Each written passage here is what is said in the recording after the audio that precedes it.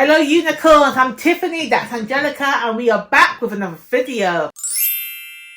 So in this video, I'm going to be going through some non-fiction books written by Black authors, which I think is key and fundamental for everybody to read. I think these books bring a new shine of light on Black history, in particular British Black history, that isn't really taught in schools, that you don't really know about to find out. So I included some historical books, books about the Black experience, and also some memoirs from key and pivotal people in the Black community. So without further ado, let's just jump right into this, okay? So the first book I have is Black and British, and this book is about history, it's about race, and it's about politics. Now I think this book is pivotal and key in learning about Black British culture and Black British history, because it doesn't just start from when the Windrush came over to the UK in the 1940s. This tells us the history of Black people, because Black people have always been in the UK, has been in the UK since Tudor times, okay, since Roman time, and this book delves into that history, because Black people have been everywhere, okay? That's just a fact. So what I found this book to be is thoroughly researched,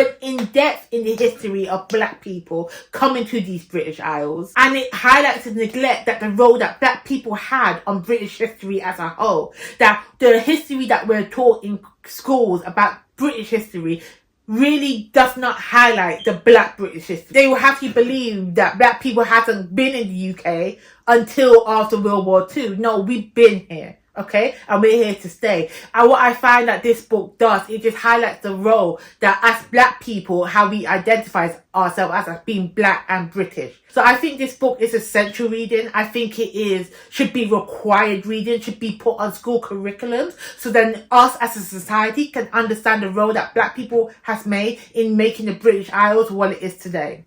The next book on this list is Taking Up Space, A Black Girl's Manifesto to Change.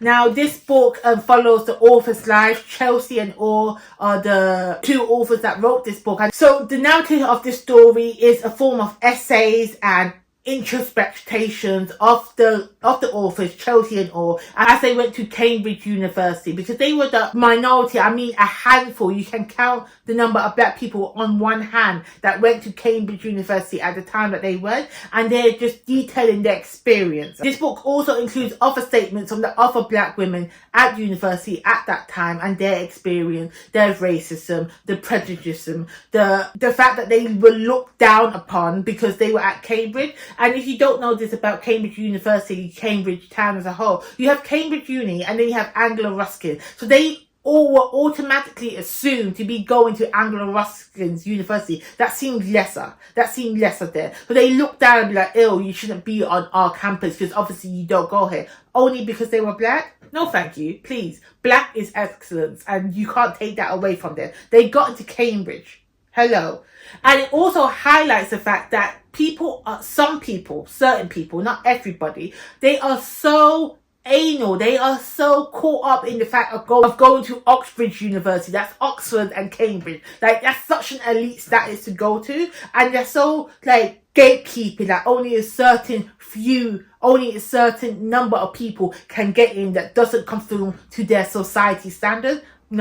No, we're breaking down those rules. So this book, Taking Up Space, is exactly what these authors done. They went to Cambridge and they took up space. And I feel like every Black woman, every Black man needs to go and take up space and be in the places where you know you're meant to be to shine. Now, this book was originally published in 2019. And I do feel like some of the topics that they spoke about in there is still relevant for today. But I'm hoping that a lot has changed in the university spaces, especially in Cambridge, where these girls went to uni, that Black men, Black women, Black children can go to university without having to think that they are not allowed to take up the space that was for predominantly white people. No, thank you. We're not doing that. We're not gatekeeping. I think Taking Up Space is fantastic. Everyone should read it to just gain a further insight of what certain minorities have to go through to be welcome in white spaces. So the next book I want to discuss is The Windrush by Trevor Phillips.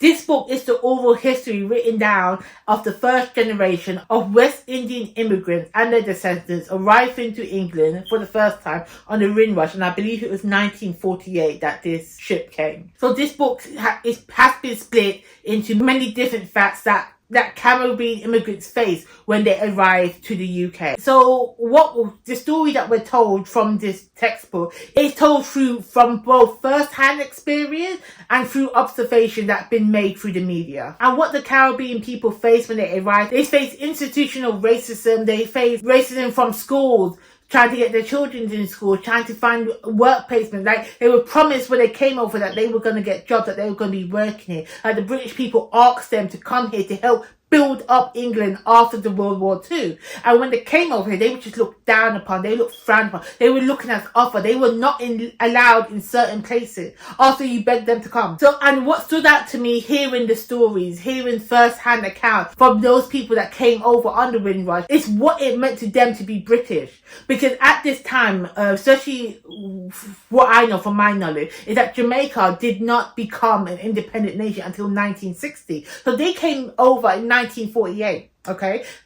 At this time, Jamaica was still a colony of Britain. They were still classified as British citizens. When they came over here, they had British passport because Jamaica was a colony of Britain. Therefore, these people from the West Indies that came over here thought they were British. And they would call the UK the motherland because that's what it was to them at that time. So when these Caribbean immigrants came over here to be told that they're not British, that they're not welcome, to go back home, but what do you mean? Because ain't we all British here? You know?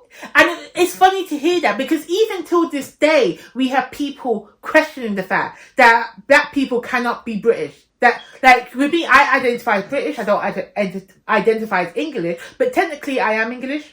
Because I was born here, my mum was born here, my grandma has spent the majority, 3/4 of her life in England. You ain't gonna tell me that I can't claim to be English. But, when these Caribbean immigrants under Windrush came over here, they were told they were not British, they were not welcome. I'm like, go argue that with your mama. But anyway, so I feel like this book is key information, because if we didn't have that scandal happen a couple of years ago where they were trying to deport those people from the Windrush back to the Caribbean and say that they're here illegally, if that scandal didn't happen, I don't think many people will know what the Windrush was. I don't think people will understand the plight of the Caribbean immigrants have on this country. Their struggle that they faced when they arrived in England and they were told to go home. They were told to go away. They were told that they're not welcome here after the fact that you begged them to come, that you asked them to come to help rebuild the country. I think Windrush, again with Black and British, Windrush should be those books that are taught in the classroom, because again, Black British history is British history. So follow on from Windrush, I do highly recommend you read Mother Country. So this is a series of short stories written by the descendants and the people of the Windrush generation. And these stories are told in their own voices. So, and I feel like it gives you further insight on what was going through the West Indian immigrants at that time's head, how it affected their family, how the discrimination, how the institutionalized racialism affected their livelihood here, and made them question, why did they leave their home? Why did they leave the Caribbean to come to a place they're not wanted after they was being begged to come here? So I feel like Windrush and Mother Country should be read in tandem. It just gives you further insight in Black British culture and Black British history as a whole. And in these stories, like, you read, there's a certain story in this book where you can see how these West Indian immigrants are trying to hold on to their culture from back home, are trying to keep a piece of their home with them when they came over to England. Like, we can see that how they developed Carnival, Notting Hill Carnival, even though it ain't the same, even though they're trying to take Carnival away from the Black people in this country. They created Carnival to keep that piece of home with them. So you can see it from these stories, from these short stories in Mother Country, how the West Indian immigrants tried to keep a piece of home alive to them while they came to this cold, raining, miserable mark. Now, I'm going to be a bit salty because it's pouring down with rain outside and I'm not ready for it. I don't like the rain. I don't. Anywho. The next book I do want to discuss is All About Love by Bell Hooks. Let's get something more uplifting. Let's get something a bit more, cozy, a bit more, yay baby, let's get it in. Now, All About Love shows radical ways as how we think about love, how it connects to our personal lives and our public lives. And so in 11 concise chapters of this book, what Bell Hooks does is explain how our everyday notions of what it means to give and receive love often fails us, and how these ideas are established in childhood. Because what I think love is and what you think love is are completely different, can be complete opposites, and they might clash as we get older. And from the very first chapter, Hooks delves in and gives us insights how our preconceived notions of love are based on our culture, are based on our upbringing, are based on what's around us. Because what love used to mean back in the day, back in the 70s and 80s, is not what love means now. And that's just a part of the society we live in. And I appreciate the way that Bell Hooks explores this notion and how she brings it all together. And so those were all the non-fiction books that I want to discuss. However, I do have some memoirs that I want to highlight that I just found...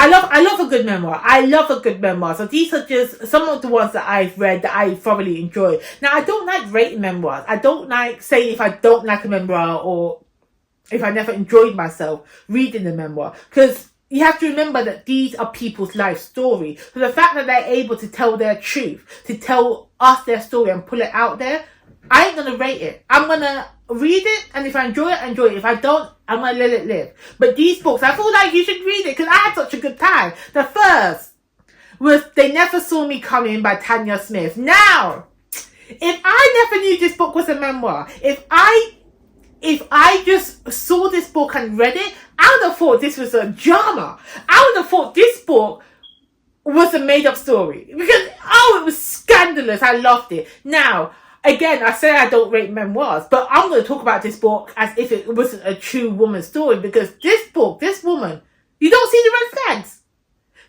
Okay. First of all, the title of this book is misleading, because they said they never saw you coming. Yes, they did see you coming. Yes, they did. This is why you ended up in prison, girl. What are you talking about? Anywho, let me tell you what this is about. So this is a recent release. This came out this year, and basically it says Tanya Smith stole £400 million from the US government, you know? And I'm thinking this is story has how she did it because they never saw her coming. But they did see you, they caught you, shut up.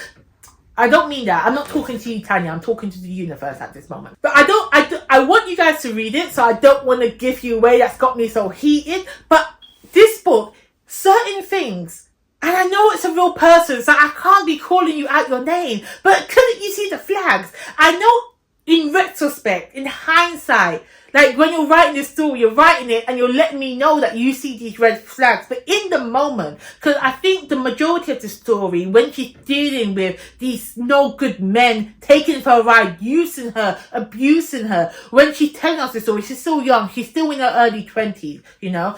So, in hindsight, but if this was a fake story and this was happening, girl, ain't no one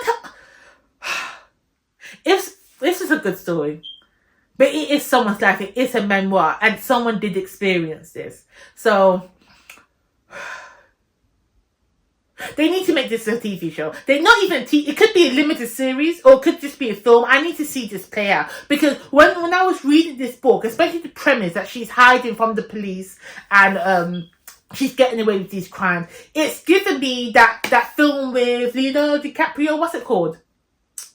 Catch Me If You Can. It was giving me Catch Me If You Can 5, but it had an underlying tone of heartbreak. I need someone to read it. Let me know if you've read this, because it was good. It was good. It was good in the fact that I enjoyed the drama. It wasn't good for the fact that this is someone's life and she had to live through this. I'm going to say that now. Okay. The next memoir that we have is How to Say Babylon by Safiya Sinclair. I think that's how you say her name. I'm not sure. So this memoir, it's a stunning story about one woman's struggle to break free from her rigid Rastafarian upbringing. So she grew up in a strict home. Her father was rigid, controlling, and held patriarchal views and repressive control over her. So this was her journey to break free from that and finding her own voice as a woman and as a poet. Now, what I loved about this memoir, what I loved about this story is that Sinclair did not tell a one-dimensional story. It was my father treated me bad, but then she showed the reason. Well, there's no reasons why her father should treat a child bad, but she showed the reasons why her father did it, from as if it was her father's perspective, that what caused him to what caused his actions. You know, what made him the man he was, that who did that to their child. And that's what I like, because so many times you do hear the survivors, the people that got away, they tell their story as, oh, this man's bad, whatever. I'm not justifying it anyway, but I like knowing the backstory. I like knowing the all-encompassing story so we can get a clear picture. And that's what Sinclair did. That's what she didn't shy away from the truth. She just put it all out there on the line, and I appreciate it. Because even though I know what the Rastafarian culture is, I haven't got that insight. I'm not a part of that life. And reading this book, I gained deeper insight into Rastafarian culture as a whole. And the way she just talked about her father, the way she talked about her father, how he affected her during her upbringing throughout her life, and how she described his character arc. It can't be called a character arc because he's a real person. It's his real life. But the way we saw his arc go full circle, it was great. It was brilliant. How to Say Babylon, read it. I think everyone should read this book. It's great. The next memoir that I have is That Peckham Boy by Imafidon. I think that's how you say his name. Sorry, I don't know. So this book is a raw account of Kenny's life. This book tells the story of how he got into prison and his time in prison, and how he's building his life back up when he came out of prison. So I didn't know about Kenny before reading this book. I did not know his story. But basically, Kenny got sent to prison for murder. That Peckham Boy is a personal manifesto. What it means to be young, black and poor in the city. His manifesto is shaped by Kenny's life and his transformative time in prison. And the people and conversation that took him from being on trial to murder, then from being in trial for murder to running in circles with the most powerful, successful people. Now, when you're reading this book, if you're from South East London, if you are familiar with the area, this will be a nostalgic read for you. However, I'm not a South East London girlie. I don't know the area. So when I'm reading it, I found it very eye-opening. Okay, it was a hard read. It was a difficult read because you read about the racial and societal injustices that happens in the courtroom. How that somebody from a different race from you might get a linear sentence, might not get so harsh a treatment compared to if you was a black young boy that committed the crime. So this book was just eye-opening. It was enlightening. I feel like this is such an important and impactful memoir, and it should just add it to your TBR, add it to read it. It is a hard read, so take that with it from what you will, but it is worth the read. The next memoir I want to talk about is by the only, a Miss Viola Davis, Finding Me. If you don't know, I'm a Viola Davis fan. I love her. And even before reading this book, I knew I loved her. But after reading it, after gaining further insight into her life, into her hardship, into what she had to go through to get to where she is today, it was such a good memoir that she didn't hide away from her grief, from her trauma, from her struggle to get to where she was today. If there's anything that I can tell from reading a memoir, from reading somebody's personal account of their life, is that you can never truly understand or truly tell what somebody's going through. Because I only know Viola Davis as an actress. I don't know Viola Davis as a goddess that graces my screens and gives me entertainment. This book tells me of Viola Davis, the woman. And I loved it. Go read it. And I suggest the audiobook. I audiobooked it and it's Viola telling me her story. Oh, it was so good. I enjoyed it so much. And Viola Davis is up there with Taraji P. Henson, Angela Bassett, goddesses on the screen. Now, I wish those two would do a memoir, but then again, they don't need to, but I want to. I want to know more about them. You know, I want to be inside their minds because they are just fantastic actresses and they need all their accolades. They need everything, all the gains that can possibly get to them. Talking about one of my favourite celebrities, the next memoir I have is Will by Will Smith. Now, I know you might be tired of Will Smith and his whole family drama, but Will Smith is a GOAT to me. He's an OG. I love Will Smith. I don't care what anybody says. He makes a good movie. He can make a movie and can entertain me. I'm a ride or die for Will Smith. You know, bad boys for life, except that I'm a girl. But Will Smith's book, he cusses himself off. He tells us where he went wrong. He can see what he did was wrong. Now, again, I did this by audio. And audio is the way to go to devour this memoir. And I know you might be tired of hearing about his life and his bullshit and his drama. But again, this book was fantastic. Because I grew up watching him in The Fresh Prince of Bel-Air. And I've watched everything he's ever done. So just seeing that play out from his eyes, how he transcended his career and the gains he got as year and year went by, it's fantastic. I love it. I'm here for it. Please go read it. Please go read it. And again, he does come off a bit narcissistic, but I don't care. I don't care. He's keeping to who he was. He never said that he was never a narcissist. We know that he is.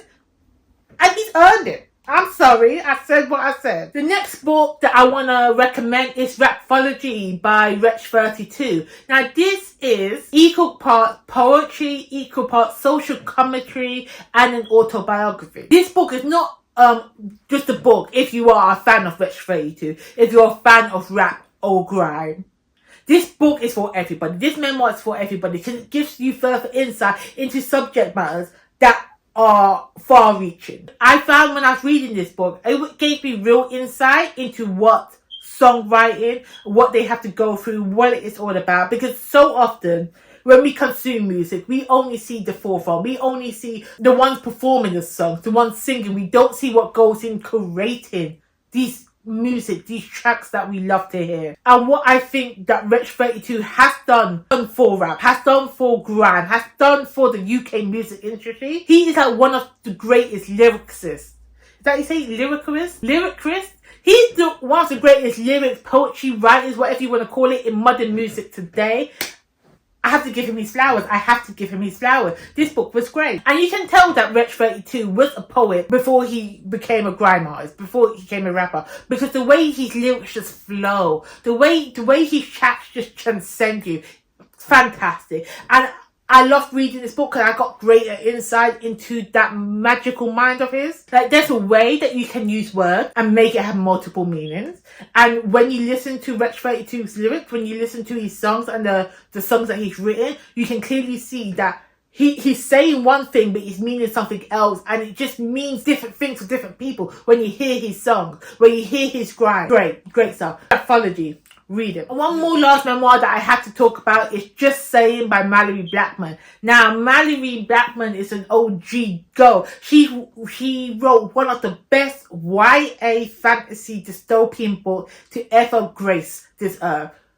Noughts and Crosses series. And they have a BBC adaptation of it if you didn't know.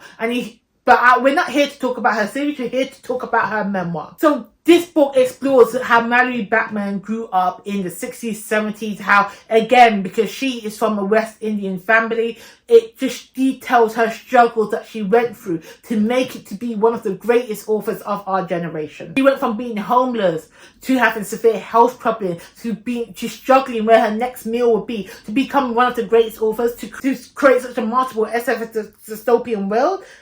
And you clearly see that if you ever read Noughts and Crosses, you can clearly see that the things that affected those characters in that book was taken from her own personal experience. It was a great read. It is a further insight to this beautiful mind that she has. I would recommend this book if you are an inspiring author, if you've read any of Mallory Blackman's work, if you're just intrigued to know the mind of this woman, read this book. It was a great read. It was a fantastic read. And it just elevated the rest of her writing for me, knowing this history. Now, before I leave off, before I go, I know some of you might have some younglings running around, or if you was like me, you don't want to read some hard-hitting non-fiction books, but you don't know where to start. I suggest you check out the middle grade non-fiction. And for that, I have 2 books to recommend. One of them is Black and British, but it's for kids. So it's the same book, but it's for kids. It's a little less hard-hitting, but no less important. We still have the main facts. The next book I have is African Icons, 10 People That Built a Continent by Tracey Baptiste. Now, this highlights 10 unique individuals that help build up the African continent. And I know normally when we think of icons, they only discuss North Africa, okay, like Egypt, Morocco, I don't know. No, these are 10 people from across the entire continent, okay, from below the Sahara Desert. We are looking at their accolades in life, their importance to the African country, offer information about the country that they were in. So if you want a bit more history in the African continent as a whole, and you don't know where to start, I suggest you start with this book. Alright guys, thank you. That is it for this video today. Those are some of my non-fiction, some of the memoir books that I highly recommend you go and check out. Please let me know if you read any of those. Please let me know if any of these books have gained your interest. Also, please do also comment any non-fiction books that you think that I will find interesting. Please put them in the comment below what books you have enjoyed. As I said, I am posting a video for every genre that I love, talking about black literature. So if you don't want to miss my next upload, please remember to like and subscribe and hit that notification bell, and I will catch you in the next one.